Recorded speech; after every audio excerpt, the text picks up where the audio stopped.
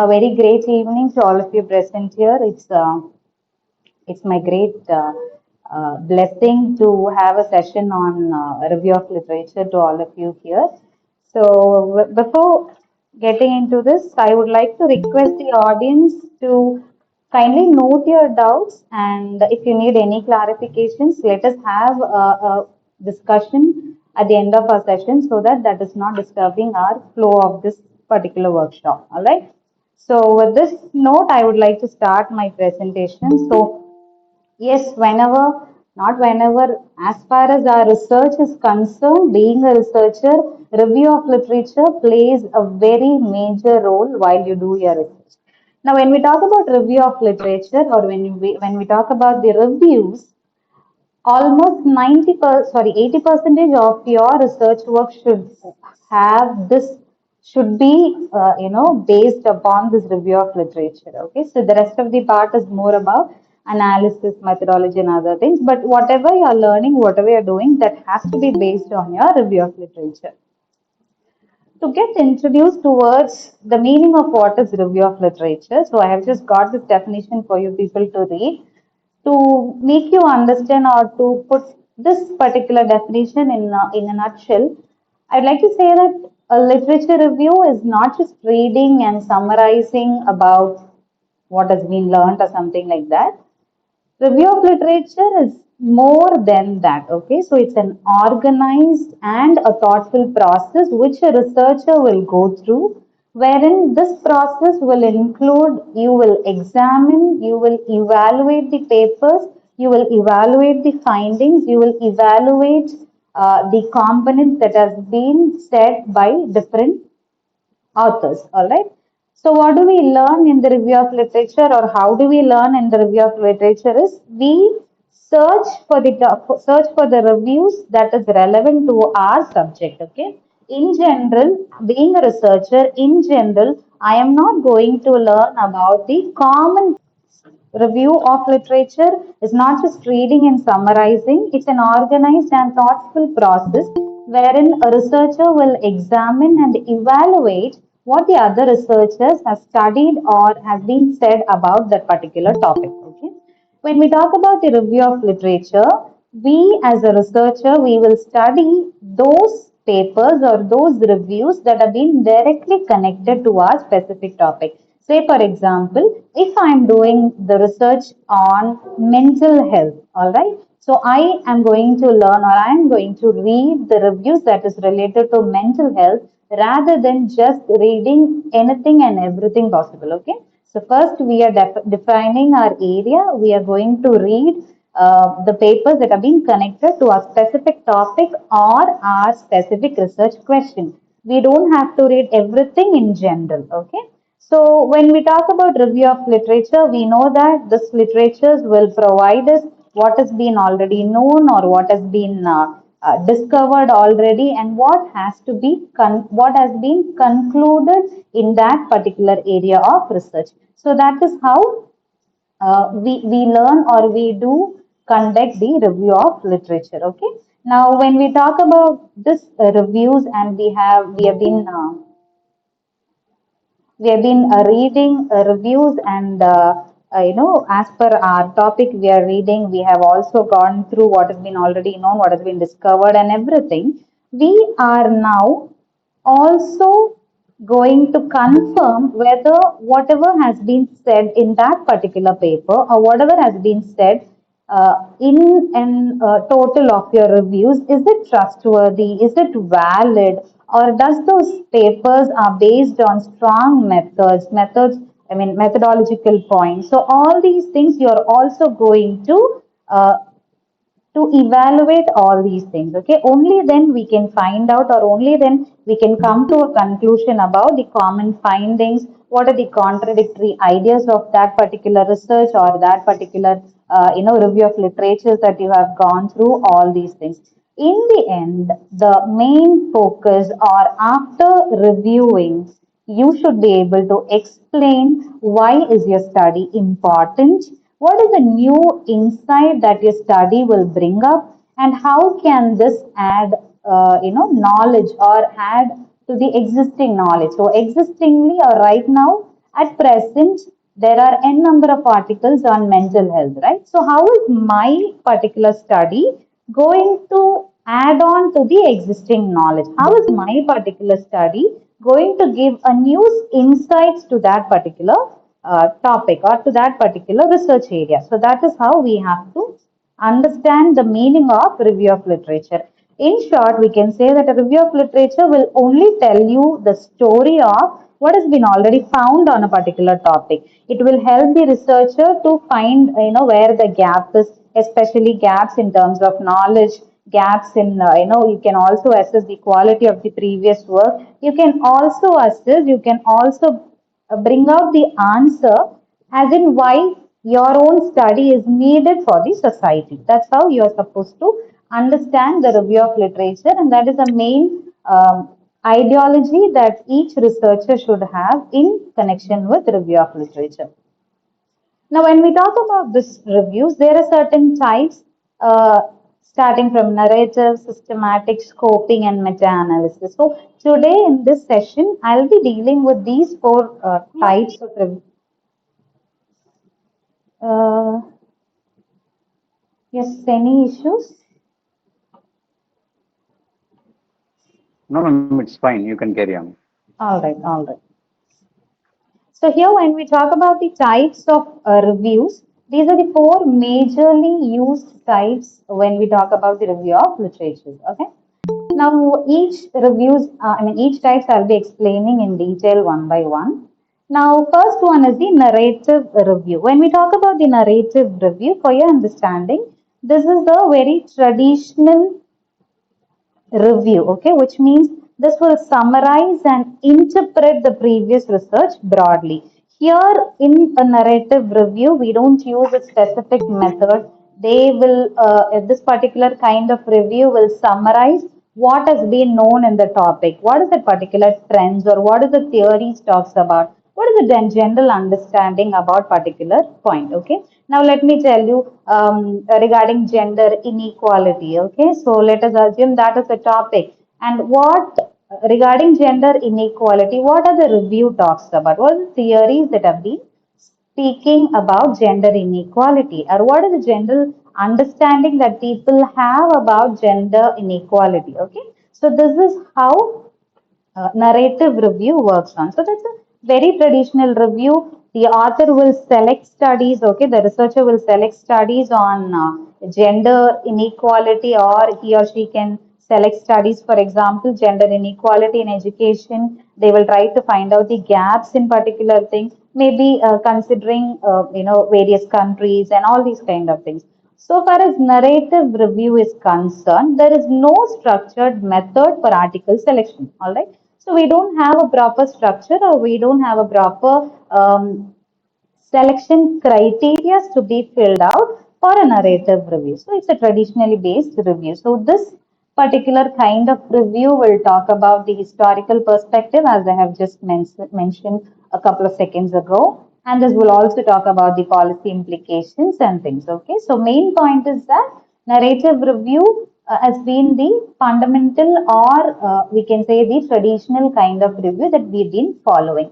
For an early researcher, this narrative review is also will also be helpful while doing the research.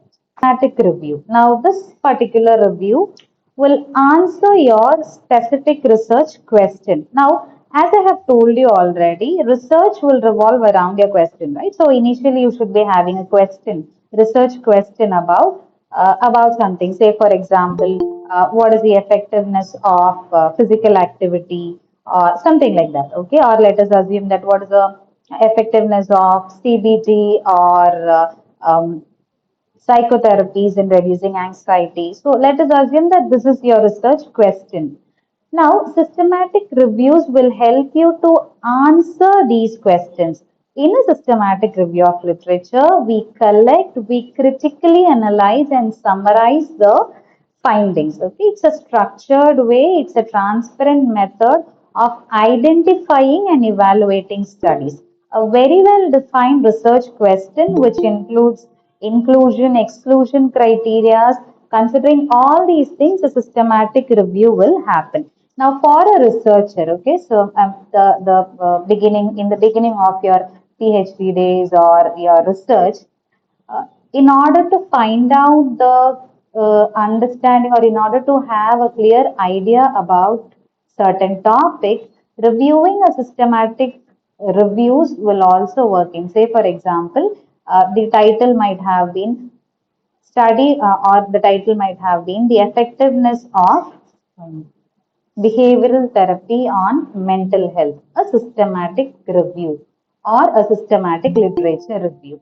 Such papers will help you to understand. Say, for example, these papers will have almost they would have referred around, let us assume that they would have referred around 30 to 60 papers and they would have concluded the findings of those 60 papers. So by reading one SLR paper or systematic review paper, you will be able to understand the findings of all the 50 or 60 papers as well. Not in a complete way, but the consolidated findings can be found. This will help you in a very minimal way when we talk about review. That means without having any ideas, if you go for SLR, that can give you some ideas regarding your research. That is how SLR works on. That means systematic review works on.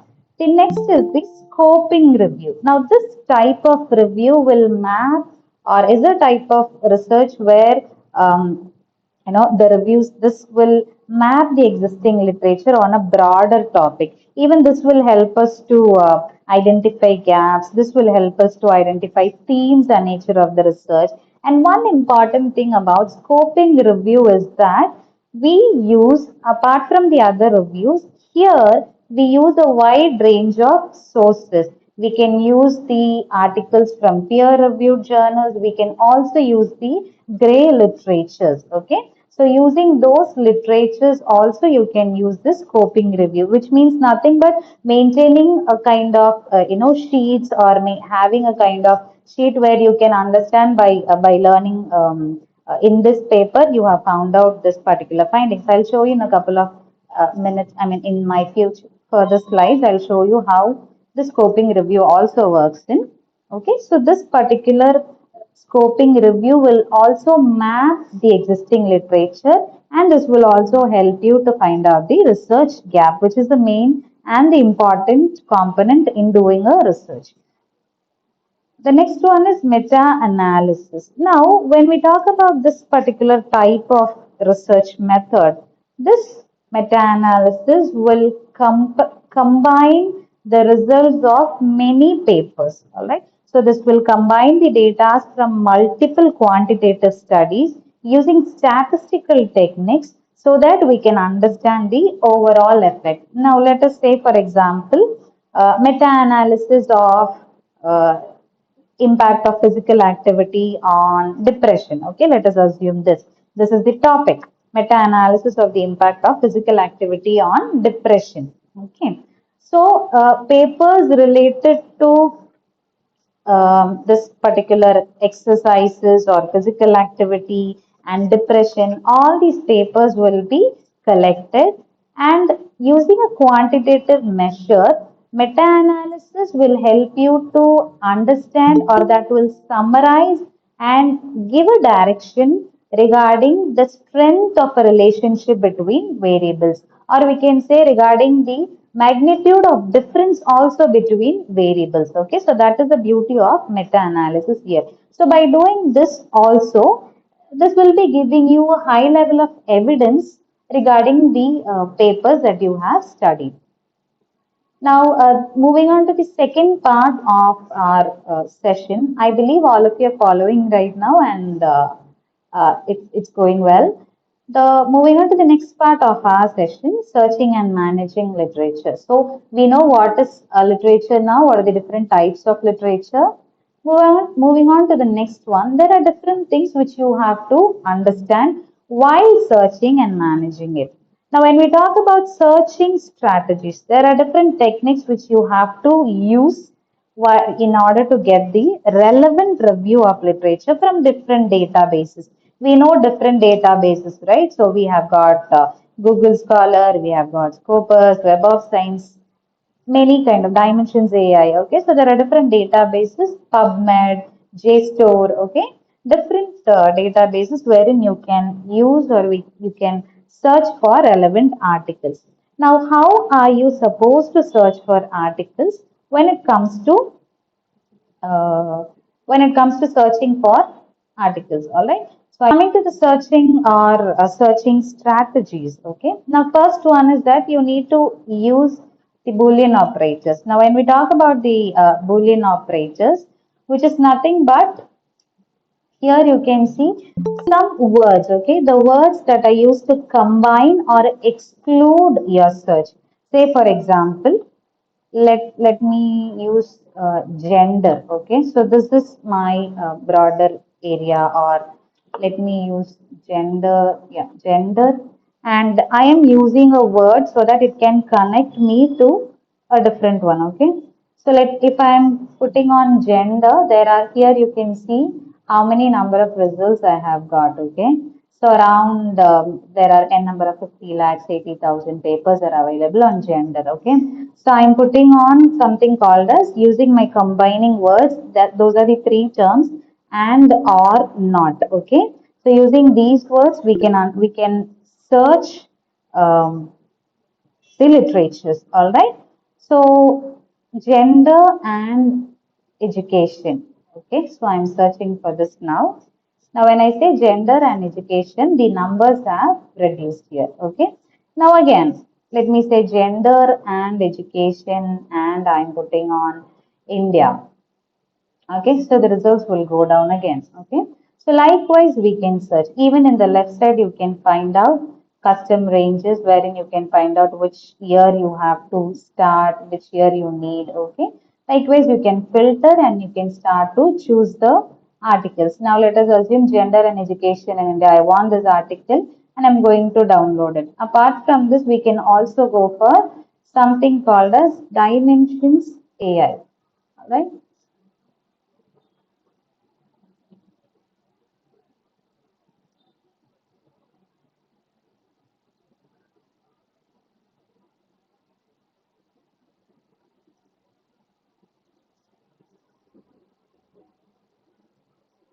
You have to create an account for this, and then only then you will be able to go inside.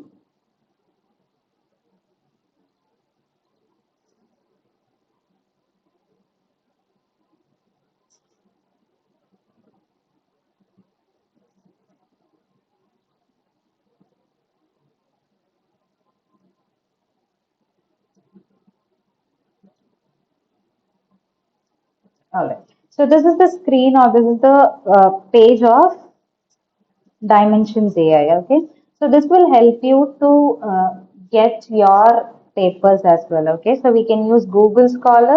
We can also use Dimensions AI. You can, if it is related to your health science and things, you can use PubMed for medical and life sciences, and then you can use JSTOR for humanity, social sciences, and arts. So likewise, there are different databases. All right. So Dimensions AI is also more, easiest and user friendly. So here again, let me take, say for example, um, again gender or gender inequality. Okay,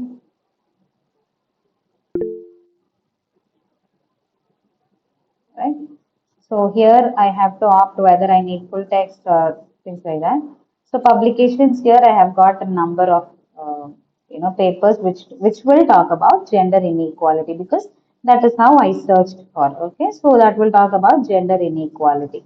Now in order to broaden your search, okay, so you want even more number of papers which is related to gender inequality. So you have to use gender inequality, or using, these are the Boolean operators which I was talking about, or I'm using my combination or words which have to combine. So gender inequality or gender discrimination.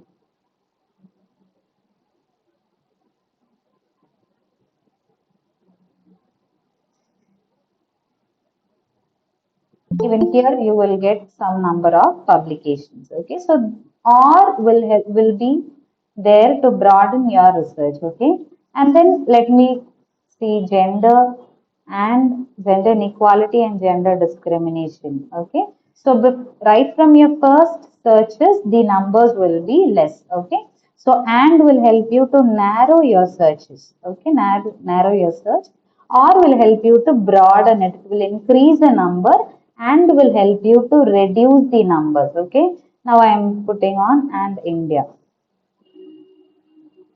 So this will take you to this number of papers. Even with this 3,03,746, we cannot do the research, right? Because we can't read so much of papers. Now go for the filters here. Which year, from which year you can choose the data. Now let us assume that we have been hearing limiting to 2025. See, there are 11,486 papers which is talking about gender inequality and gender discrimination, and that has happened in India. And if I am limiting it to, right, these are the publications that has happened on those years. And even more further, you can give filters for researcher. If you know the pioneers of researchers on that particular area, you can give the filter on that. Research categories, like how am I going to do, like related to sustainable development or fields of research. Publication type, what kind of articles do you need? Now here I want book chapter, I want articles, and yeah, that's all. I want only these many things. Okay. So then the source title, whichever journal you want it to be in the search list. Okay. So this is what is the filter I have given.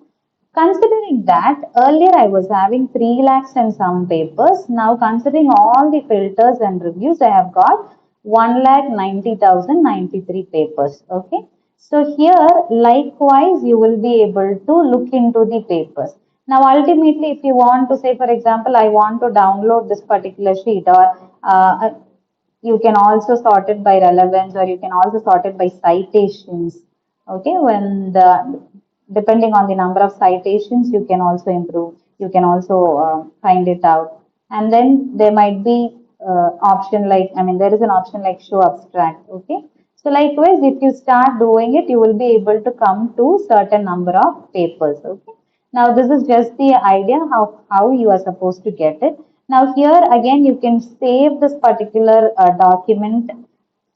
You can export this result and that will be saved in your mail IDs. Okay, so that's how this particular Dimensions AI works on. Now the second one is that, as I have told you, searching strategies was about how you're supposed to search for the reviews. Okay, how are you supposed to search for the reviews? As I have told you, using boolean operators like and, or, you can also use terms like not. Okay, and also you can use some phrases for searching strategies. Say for example, if your research is on social media, or if your research is on social media addiction, if your research is on women empowerment, so likewise you can also use those phrases so that you can search for the papers. Okay, we can also use the keywords. Okay, now when we talk about keywords, people get confused while talking about keywords. Now, from where do you find your keywords, or how can you identify your keywords? Is right from your topic and your research question. Okay. Now, say for example, what is the impact of online learning on student performance? This is my research question. All right. What is the impact of online learning on student performance? Here, the keywords are online learning and student performance. Okay, these are my keywords. Now, you can also use the meaning synonyms and related terms for these terms. Okay, now, say for example, let me just type it. Okay, so my keyword is that if my question is about what is the impact of online learning on student performance, here my keyword is online learning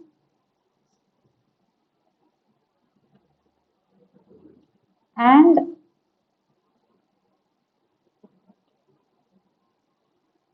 Okay, so online learning is one of my keyword and student performance is also my keyword. Okay, so student performance is also my keyword. So that is how you have to identify the keywords. All right.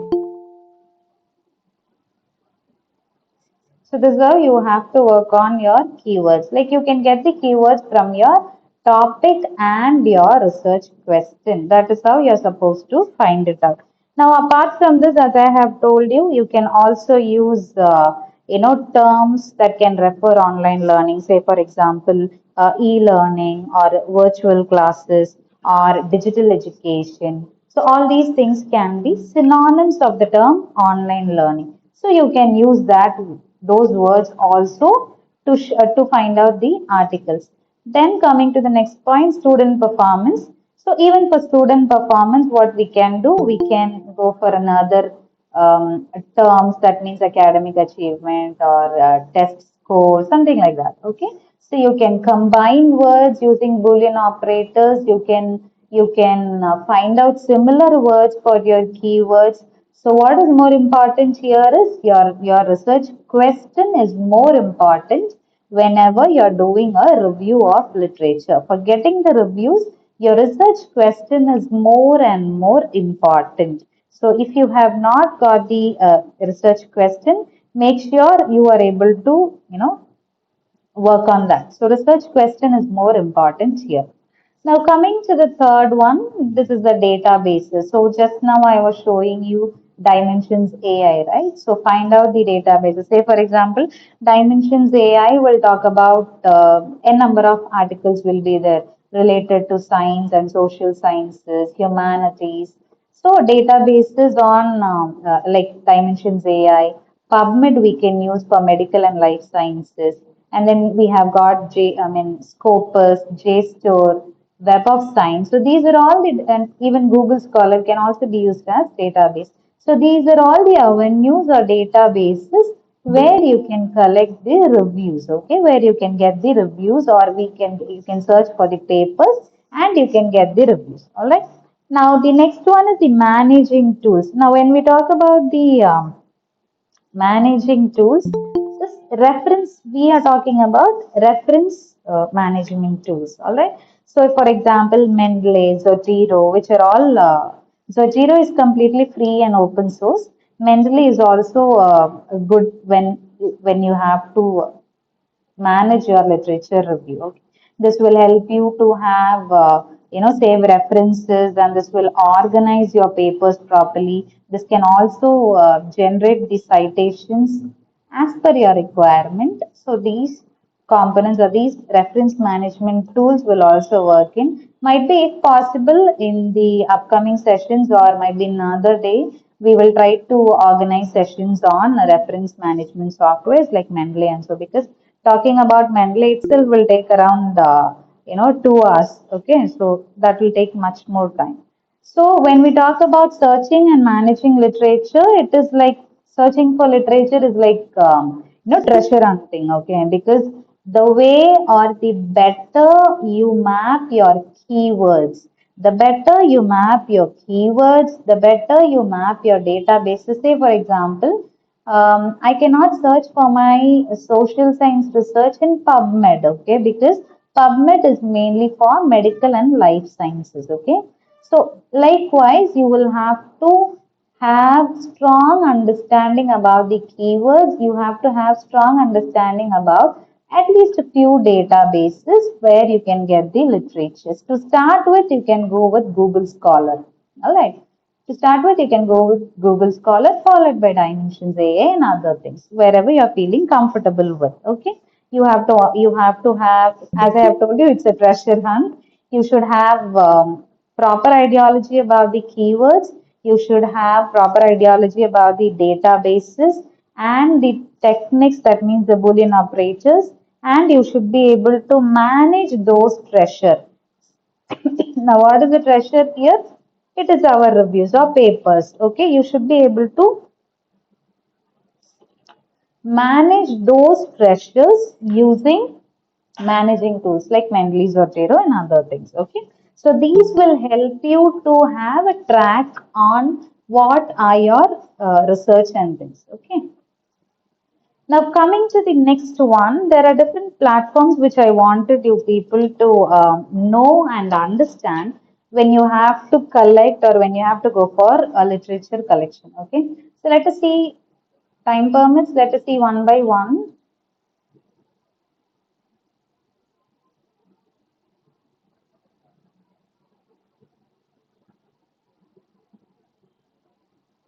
Okay, fine, we'll do this by the end. Okay, so there are certain platforms which will help you to collect the reviews. Okay, so for this session I have already because of the time I have already logged in, and this is the page of elicit. Okay, this is an AI tool, and this particular tool will give you the summaries. Okay, this will give you the summaries. Now say for example, you have to ask a research question on that, or you have to use a different keyword. See here, when you open elicit itself, it has been asking ask a research question to search and explore. Now let us say example. Okay, let us say what is the impact of plastic waste management. I believe all of you are able to follow, and you are all with me.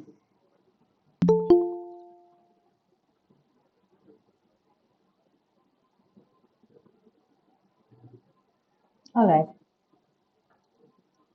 So, what is the impact of plastic waste management policies on urban cleanliness? Okay, so imagine this is my um,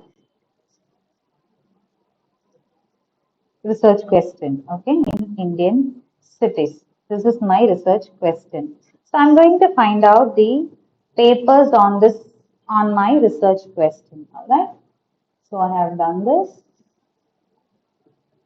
I've got certain papers here. Okay. Now these are the papers. The left side you can find. These are the papers. The middle part will tell you about the summary of this particular paper. Alright. So here, say for example, comprehensive review of solid waste management in Indian cities. If I want this paper, I'll click on this paper and I'll be able to find out this. Okay, I'll be able to read out this. And the next one is this will give you the abstract summary. Now, why is this particular elicit useful is you can extract summaries, you can extract the papers, you can extract the different reviews here. Okay, this is one way of getting your papers, and here also you can use the filters using the publication year. Even here you can use the journal quality. See, maybe my university permits only Q1 and Q2. So I'm only looking for that particular option. So publication year, I'm going to start from 2006, 2010 or 2011 to 2025. And even here you can study whether I want a review type or a meta-analysis, or if I want a systematic review, I want longitudinal. So whichever is your requirement, you have to add it. Okay. So I'm going to give this filter. So far as this particular, according to my need, according to the researcher's need, I have got certain articles. Okay, so you can go for n number of articles from Elicit as well. Okay, so you can get the articles, you can find out, and what with the help of the summary also you can understand whether this particular paper is of my need or not. Okay, so here you can understand what this particular study has been speaking about. So likewise you can understand in elicit. So this is how elicit works in. So elicit you can find papers, and you can have a summary about what the paper talks about. Okay, so that's how elicit works in. Coming to the next one, let us see about the search rabbit now. Okay. Now, Research Rabbit, when you open, again, everywhere you need to log in. All right. So, I believe, okay. So Research Rabbit, again you have to log in Research Rabbit. Here, this is the page, okay? This is the page of Research Rabbit. You have got different options, new collection, new category, and Zotero connecting to Zotero, okay? Now, wherever you want to, whatever you want to collect on, you have to go for new collection. So I'm going to have my new collection on social. Okay, let me just use my gender inequality. Okay, so this is my collection. And now I am going to add papers that I am going to search on the papers. Okay, here I can, if you know the title of that paper, you can give the title, or if you know the keywords, you can give the keywords, or if you know the DOI number or anything like that, you can use. Here I'm going to use the keywords. Okay, so my keyword is gender stereotype. Okay, so I'm giving my search. So I have got few collection of papers which is talking about gender stereotypes. Okay. So here I have got a few number of papers which is talking about gender stereotypes. Now by reading this particular abstracts or by reading this, I have to decide whether I need this particular paper or not. That Research Rabbit will not do it for you. So you have to read and understand whether I need this paper or not. Okay. So assuming that I might need this paper, I'm adding this to my collection. Alright. So I'm adding this to my collection. Again, I'm adding this paper 2, paper 3. After reading that only you should add it. Okay. Now what happened? I have in my collection called as gender inequality, I have added 4 papers. Now these are the 4 papers. Alright, these are the 4 papers. So I want to check how my research has been working on. Okay, so I have got this particular paper, and I have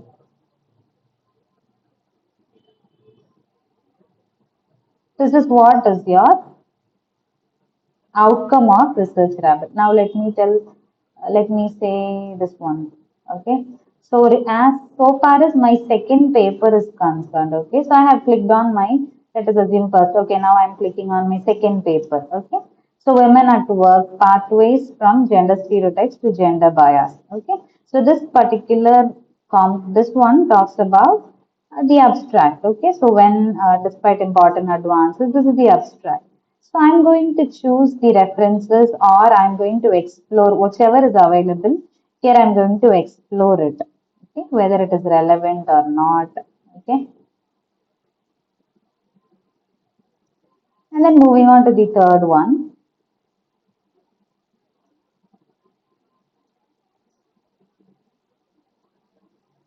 Now, this is the outcome, okay? Research rabbit. When I say this is the outcome here, this will tell you the number of authors. See, research rabbit will help you to track the authors.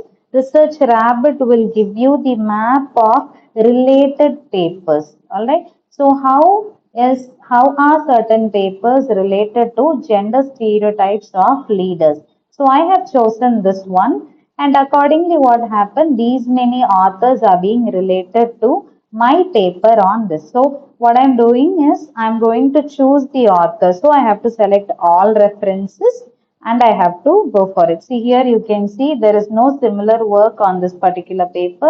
Earlier there were 3 works. Okay, earlier there were 3 works on that, and authors, suggested authors will tell you which people are working on these particular papers, okay, or these particular areas. So likewise, you will be able to understand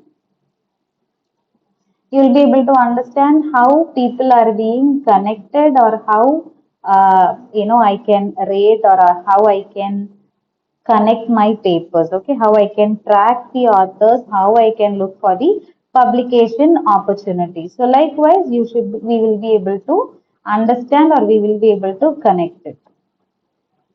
Okay, so that is how research rabbit works on. Now the next one is the connected papers. So I believe I'm audible and I'm not alone here. The next one is the connected papers. Even connected papers will help you to have a visual graphic of your, concerned area.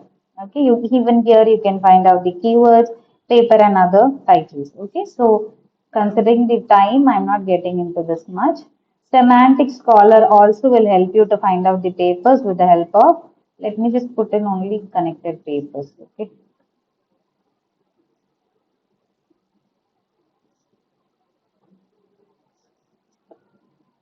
So I have searched in and I have got certain papers. All right. So I have got certain papers and I'm going to, I have, you know, I have just selected one paper out of that using the keyword. I have got certain papers. With the help of that, I have selected one particular paper.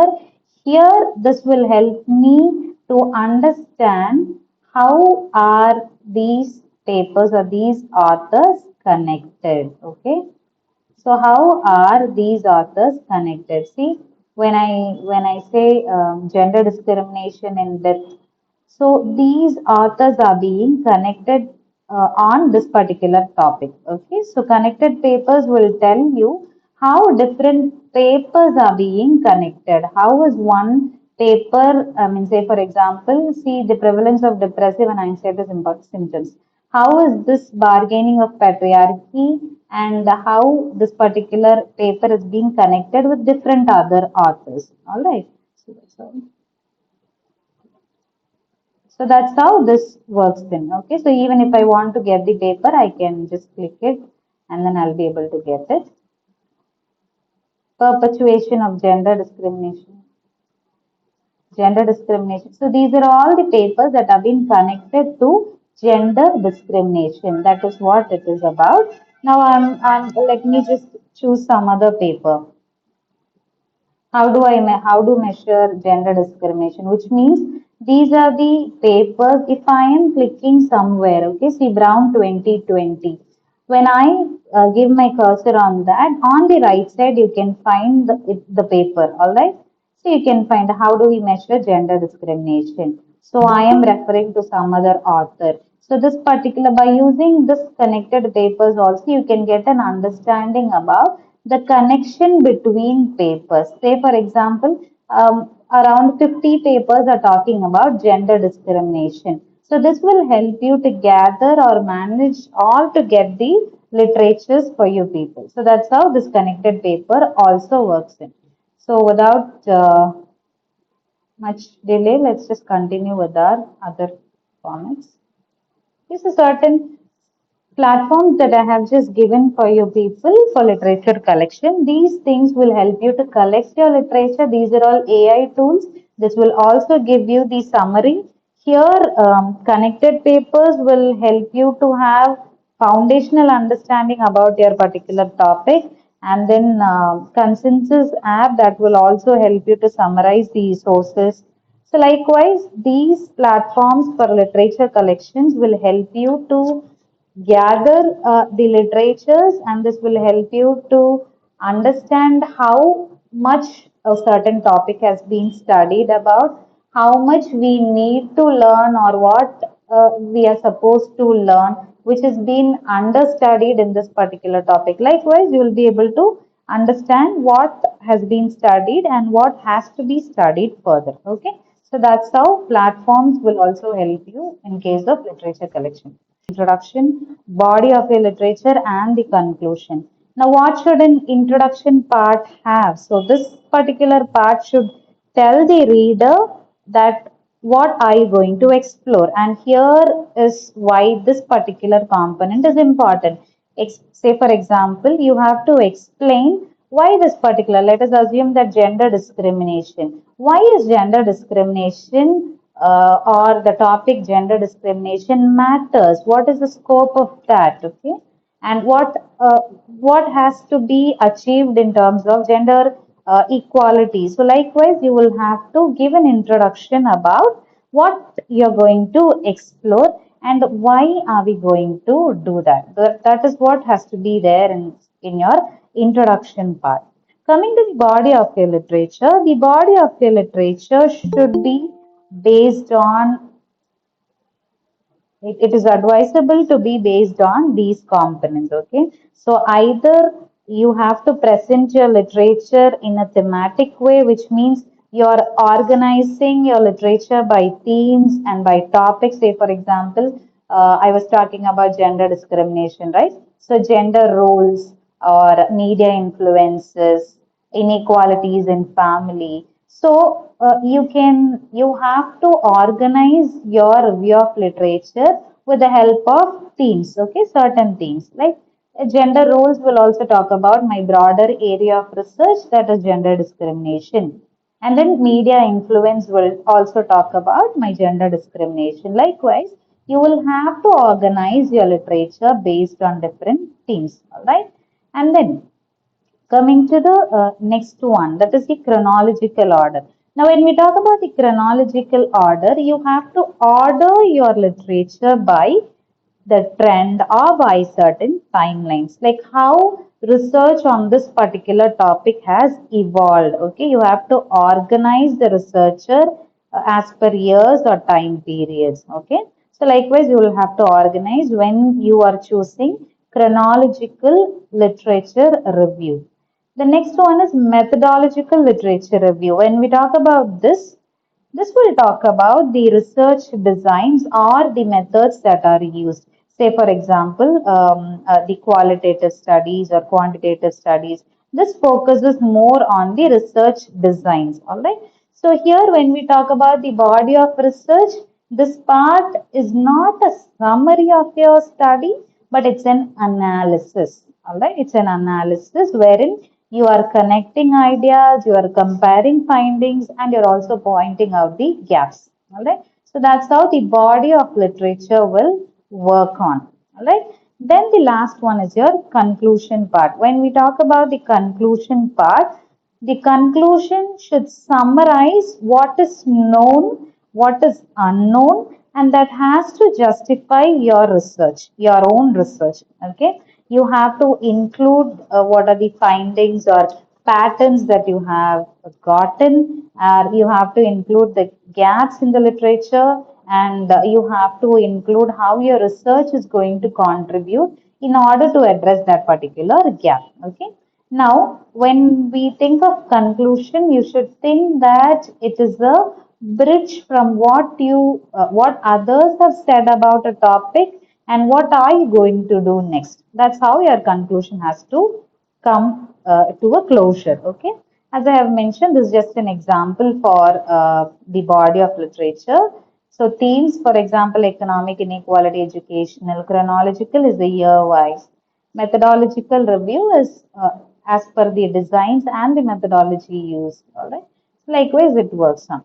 Now, these are all the example which I have just brought in for you people. When we talk about narrative reviews, it is it gives a narration about how certain topic has evolved. Okay. This is an methodology for of writing an SLR, that is systematic literature review. Like a couple of minutes ago, we were talking about systematic review, right? Now, how are you supposed to screen the papers? Okay, how are you supposed to take the paper? First of all, you have to identify. Just before some time using Dimensions AI, we were identifying papers, right? Say, for example, gender inequality. Okay, so we were identifying, or let us assume social media usage. Okay, we are identifying, since my internet is a bit problematic. I'm sorry I couldn't show you Dimensions AI right now, but kindly excuse me for that. So you are identifying the papers. Okay. So as per my keywords, I have, this is a paper which myself and my guide we both have written actually. So this is you are identifying the paper on a certain keyword. Let us assume mental health, okay? Let us assume mental health among school students, all right? So that is basically I have collected, I have identified papers and I have got around 192 papers, all right? So this is talking about systematic literature review. So this is the first phase. This is Prisma's flow diagram about choosing systematic papers for systematic literature review. So first phase, you have to identify using your keywords, using a Boolean operators, you have to identify the papers. Here I have got 192 papers, right? Once I get this paper, I have to go for the screening. Now, how am I supposed to screen the paper? All these 192, I myself and my guide, we can't just read all this paper, right? So it's quite difficult. So now I am the second phase, I'm going to screen the paper, which means I am going to take some papers which are relevant to my study and I'm going to remove some papers which are not relevant. So I'm using some inclusion and exclusion criteria. Okay, like using some criteria, I'm going to take in papers for my literature and I'm going to remove some papers considering that it is not relevant to my study. All right. So by doing this, by screening 192 papers, here I can also go for, by with the help of or by reading the titles, I can, because sometimes the databases will give everything. Okay, if I'm putting on gender discrimination, that might give many number of papers which sometimes may not be applicable to me. So what I have to screen, right? So based on the title screening and considering certain options, we have used to include and exclude paper. So out of 192, we had around 24 duplicate papers, and my inclusion criteria was publications that are articles we have screened from 192 papers. We have gotten till 132. Okay, so here we have also removed papers which we didn't have any access to, or the papers which were not in English, or the paper that has not been totally connected to our topic, paper which are not SLR. So considering all these exclusion criteria, we have removed certain papers, and at the end, from 192, we have screened using our inclusion and exclusion criteria based on our research question. We have come to around 35 papers. So using this 35 papers, we have worked on the systematic literature of review. So this is what is the format of writing a systematic literature review paper. Then coming to this next one, scoping review. As I have told you already, this will give you an understanding, or by looking at this itself, you can be able to understand what are the key findings. Okay, here this will help you to have an idea about your keywords, what are the methods that are being used, I mean the study design, what are the research gap. Okay, so by doing review like this, you will be able to understand the key findings and gaps. All right. So this is again a template for writing scoping review, and this you can use it in Excel sheet, or even Word. You can use it using a template like this. Then meta-analysis, this is by statistically you are understanding the effects. So statistically you are able to understand the connection between different components or different variables. Okay, so this is how meta-analysis sheet works in. So this is just basic understanding about four different reviews. Considering the time, I'm moving a bit faster. Now, moving on to the next part of our session, this talks about the research gap. Okay. Now, the main purpose of reading, or the main purpose of literature review itself, is you have to find out the research gap, right? So now, what is a research gap is about? Okay. So now, research gap is something, or it is like a missing puzzle, wherein it's a missing puzzle piece where you already know about a topic. Okay, and then you find that let us assume that I know about happiness among college students. Okay, but then researchers are less in number in terms of that, and the findings that people give or the findings that authors gives are also contradictory. Some says that college students are happier, some says that they are not happier. So all these things will, they also give some contradictory components. And something important has to be studied when it comes to happiness and college students. Okay, so research gap is understanding, or you are able to structure your review. You are able, by reading your reviews, you are able to find out the missing puzzle in that particular whole piece. Okay, say for example, imagine you are reading many books about a topic. Okay, or imagine that you are reading about fruits. Everyone has written articles about apples and bananas, okay, but no one has explored about the taste of mangoes. Okay, here they have contradictory opinions, that opinions about mango, that mango is not tastier, mango is not healthier, mango is not so and so. Now here, this is your research gap. Okay, so two things have been studied and they have been overstudied. There is something which has been underexplored, and that is going to be a research gap. Okay, so there are different types of research gap. We will just see it one by one. And before going to the types, I would like to tell you how can you identify a research gap. Okay. Now, while you read the article, you can come across certain phrases, which means, for example, little is known about mental health. Okay, few studies have examined about risk taking behavior. Okay, or areas which says that there is some conflicting result or there is some contradictory opinions. Likewise, you can see terms in the review of literatures. You can also see a portion called as call for future research or future research idea, something like that. So even that will help you in terms of looking for research gaps. Okay, and the topics that are not being covered in regional context. Okay, so that's how you're supposed to look into. Say, suppose for example, there are n number of studies which talks about the impact of online learning in urban colleges. Okay, but contextually or regionally, if you want me to say, there are no studies that has happened for rural colleges. Now here, contextually, this is the research gap. Okay. So, and then now what you can do is, considering this research gap, you can follow up. You can go for your research properly. Now there are different types of research gaps, which I will quickly explain it to you. First one is theoretical gap. When we talk about theoretical gap, here there are theories which will explain a phenomena, or the, hello? Okay. So,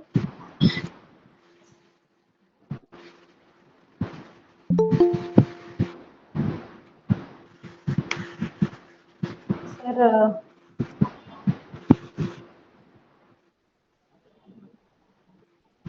alright. So there are, limitations of theories which is explaining a phenomena, or there are some outdated or underused theories that will fall in the theoretical gaps. All right. I believe I'm audible for all of you, sir. There is someone who has unmuted the audio, it Yeah, now seems. it's audible, ma'am. Okay. I think Ishwar Chandra, sir, you can mute Now it's your audible audio. and you can proceed, ma'am.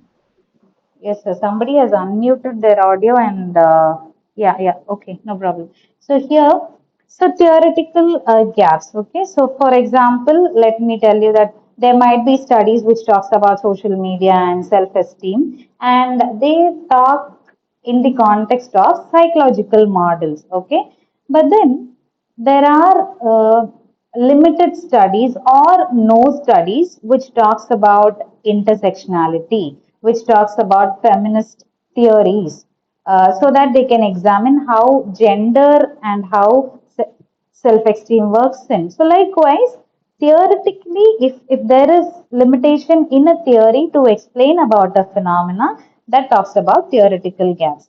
Then comes the methodological gap. Like previously started, when we talk about the methodological gap, here we can say that, okay, majority of the studies were talking about student stress and they use only quantitative surveys. Okay, they use only surveys that are related to numbers. Okay, so there is a gap for qualitative approach. Like if you want to understand the student stress, you have to have interviews. Only then you can understand the exact experience of students, right?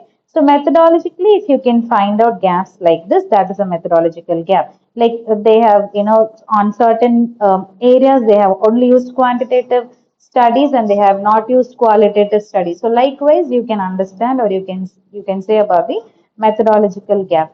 Contextual gap is just before a couple of seconds ago I was talking about research which has not been done in specific country or region or cultural or institutional context. Okay.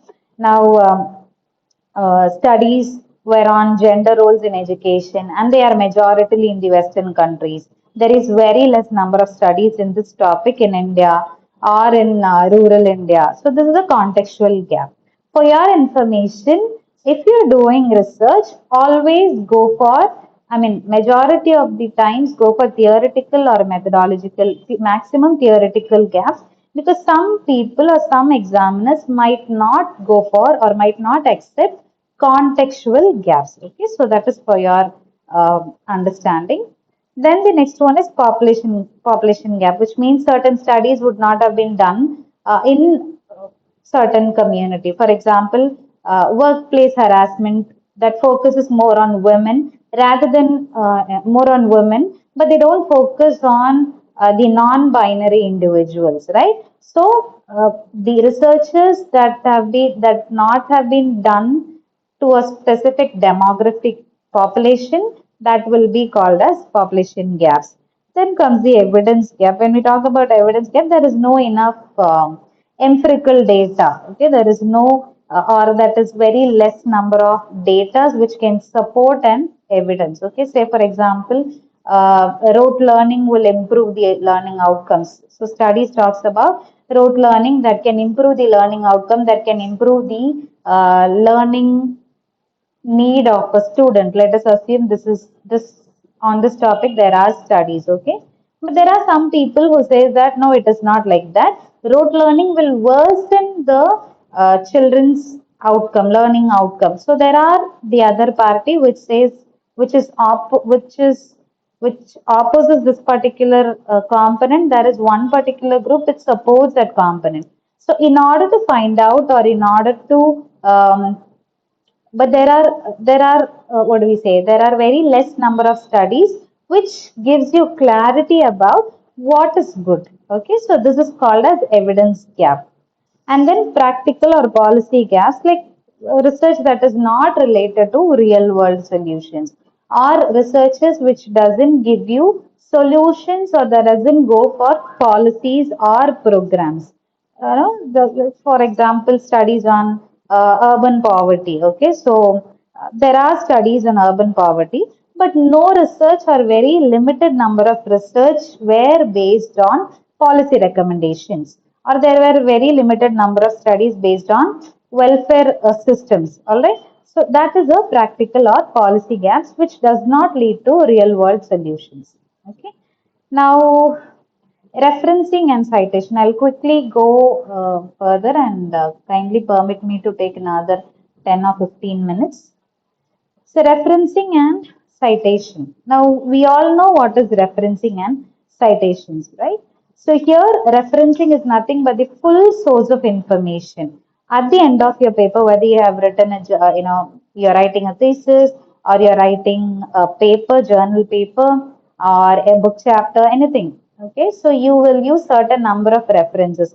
Okay, like whatever you have referred for this particular topic. Let us assume that on sexual education. Okay, so whatever articles I have referred for sexual education, I will give the full source of information at the end of my paper. Okay, that is what is referencing about. So here, for example, when we talk about citation, citation is when you mention or when you, for example, you are giving credit to someone's idea. Okay, so you are giving credit to someone's idea is like it is citation. Now, say to make it more simple for you, citation is like giving credit during a group discussion. Let us assume that here we have got huge number of people, right? So let me say that as Dr. Raja said, okay. So let me say in a group discussion or in a forum, I would say as Dr. Kumar said, okay, which means I am giving credit to Dr. Kumar. He would have said something, okay, he would have said something. I am giving credit to him, saying that according to him, as Dr. Kumar said, I am also, doing this, or I am also on this particular thing. So I'm not owing what I'm not saying that whatever Kumar said, I'm not saying that, okay? I'm not saying that it is my own idea. Let me tell you that, okay,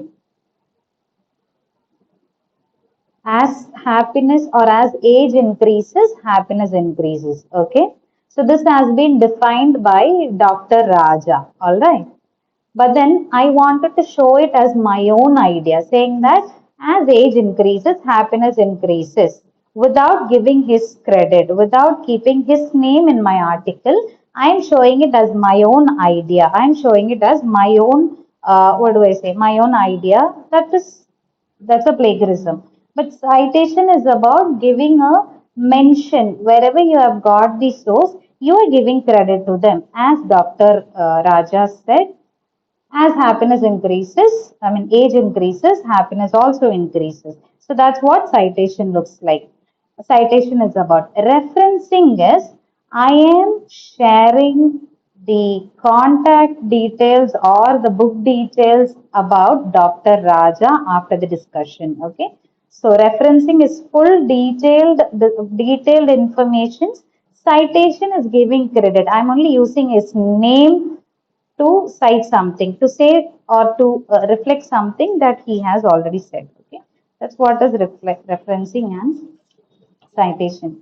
So why do we need the referencing and citation is because you have to show the credibility of your paper. You have to acknowledge the authors and the readers has to get the they have to trace the original article. Say for example, if I was talking about happiness by referring to many of the papers I have written an article about happiness. So when I cite n number of authors, my paper will be credible. People or the reader will understand that I have really gone through the reviews and that is not my personal story that I have written in my article. Okay, so that will increase the credibility of my paper and I can acknowledge the researchers. Okay, because without if you are not acknowledging that will go in a academic misconduct, okay, which is not good for a researcher and that is not our ethics. So wherever you are getting it, right, I can get it from uh, Dr. Anthony, I can get it from Dr. Shaker, I can get it from Dr. Ansi. So, likewise, I am acknowledging people because I have borrowed their ideas and I'm using it in my research by properly giving them credit. Okay, so I have to give acknowledgement. And as a reader, you can trace the original article. Okay, if I have written on happiness and mental health, as a reader, you can trace from where she has got the article on happiness, where she has got the article on mental health. You can trace it. Okay, that is why referencing and citation is more important. So referencing is not just a formal requirement, it's an academic responsibility. Being a researcher, we have to give referencing and we have to give the citation properly. Okay. Moving on to the next one, this is plagiarism. So plagiarism, we know it, right? So plagiarism means nothing but I'm using someone's ideas, I'm using someone's words or work and saying that it is my own idea. Okay. I'm not giving credit to Dr. Meenakshi's idea. Okay. So it is like I'm just copy pasting everything and saying that this is my own idea. That is what is plagiarism is about. Okay. Now, there are different types of plagiarism. Okay, say for example, to make you even more understanding, say for example, I have borrowed my friend's scooter. Okay, I have borrowed my friend's scooter, but I'm not telling, but I'm saying him that don't tell anyone that it is yours. Okay, so I might have borrowed scooter from person next. Okay, but I'm saying to others that this is my scooter, this is my scooty, and I have got it for this much money. Likewise, so scooter is not mine, but I'm owning its credibility. That is wrong. In the same way, if you borrow someone's idea, if you borrow someone's sentence, if you borrow someone's, even a small line, you have to give them the credibility. That is what a citation is about. Okay. So,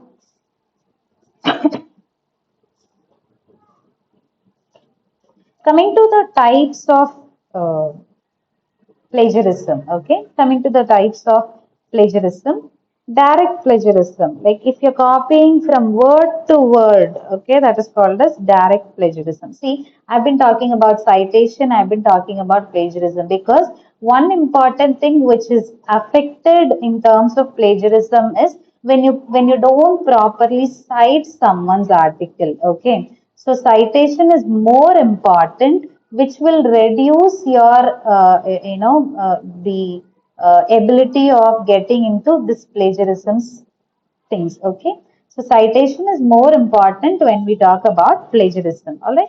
So direct plagiarism, as I have told you, directly I am copy pasting each and everything from a different person or from a different researcher. Okay, so that is direct plagiarism, and then comes the self plagiarism, is second one. You are using your own work. Okay, so you would have published or submitted any paper earlier. Okay, but you are using your own work again and again. Okay, say for example, students were submitting literature review for two different projects. Okay, even without informing or without giving proper citation, they are using it for multiple purposes. That is self plagiarism. I am using my own work in a new paper without giving or without citing that you are that I am reusing my own work. Say for example, how we can write it, like this particular section is talking about happiness that have been earlier presented in my paper so and so. Okay, so in my paper so and so, likewise you will have to give the citation. Only then you have to give the citation. If you don't give the citation, that will fall in the self plagiarism. Okay, you are using your own work for a new and another work. Okay, then comes the mistake plagiarism. When we talk about the mistake plagiarism, this is like majority of the researchers, students does this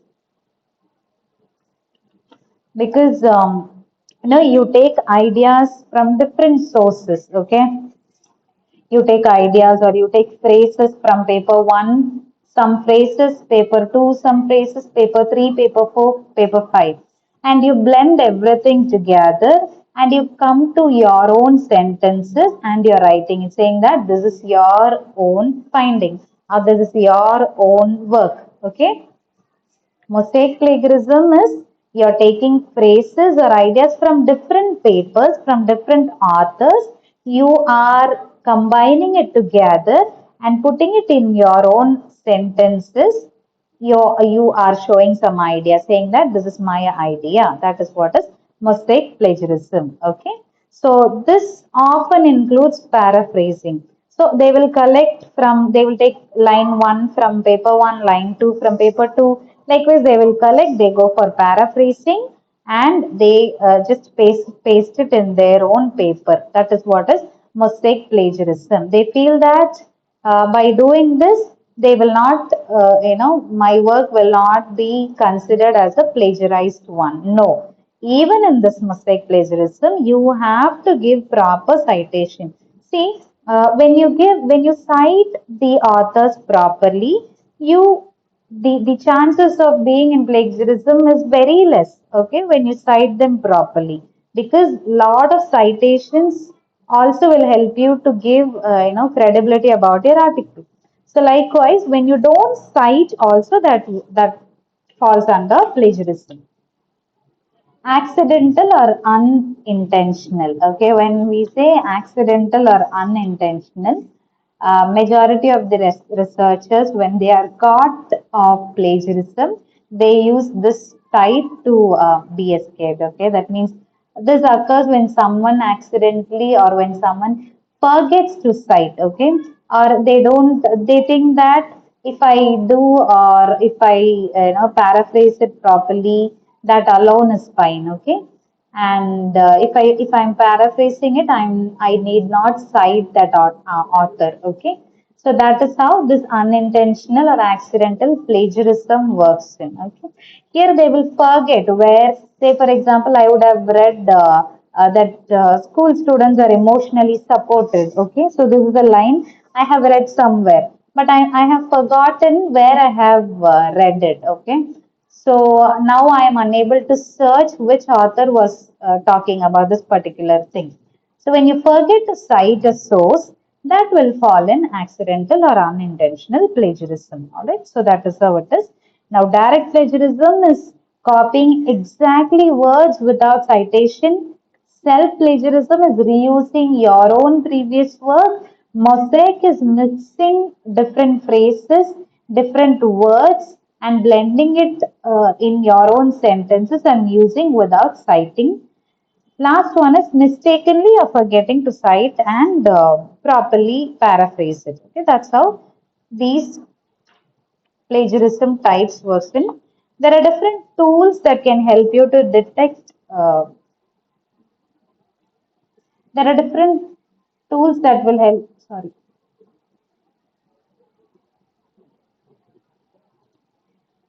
There are different tools that can help you to detect and avoid plagiarism. Okay, so there is this Turnitin and Utkun. So these tools are used in by the institutions, and these are paid versions. Okay, so the institutions or the colleges will have, universities will have these tools to avoid or to detect plagiarism.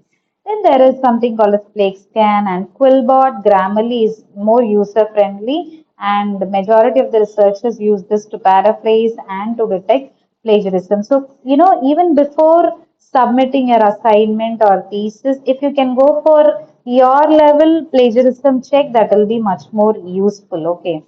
So now, what are some things which you are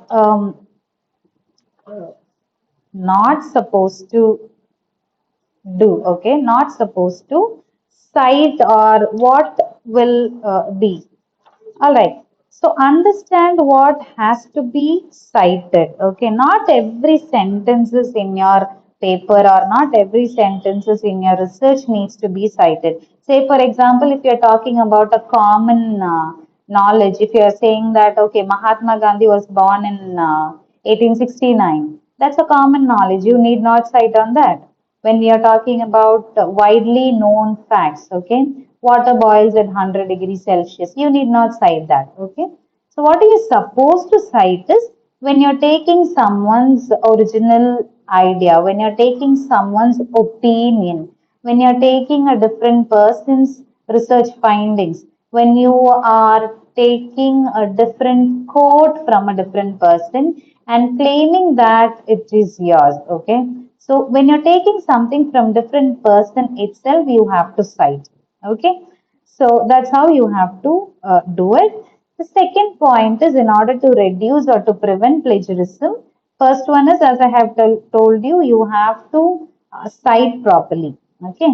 Second one is paraphrase properly. When we say paraphrase, you need not just use simply using synonyms will not work. Okay, you have to understand the idea, then you have to rewrite it, then you have to use it on your own words. Okay, but still you have to give the credit to the original author. All right, so that is how this paraphrasing properly is about.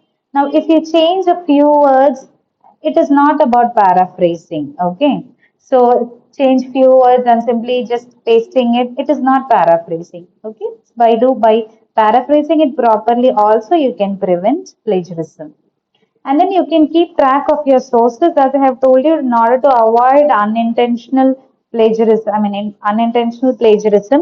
You can keep a track on the articles that you read. Okay, like you can keep the apps like referencing. Management tools like Mendeley, Zotero. By doing that, you will be able to keep track on sources. You can also use plagiarism checkers. Okay, now when we say just before some time, a couple of seconds ago, I was telling about Quillbot, Grammarly, and all. So those are free and paid options are also available, but still you can go for paraphrasing. You can still go for a basic plagiarism check on that. Okay. So before submitting your assignment or before submitting a thesis, make sure you go to, I mean, you do your own plagiarism check before submitting it. Okay. And majoritarily you can also attend a number of workshops which talks about preventing plagiarism or which talks about referencing and citations. You can still prevent plagiarism in it. Okay. So that's all from my end.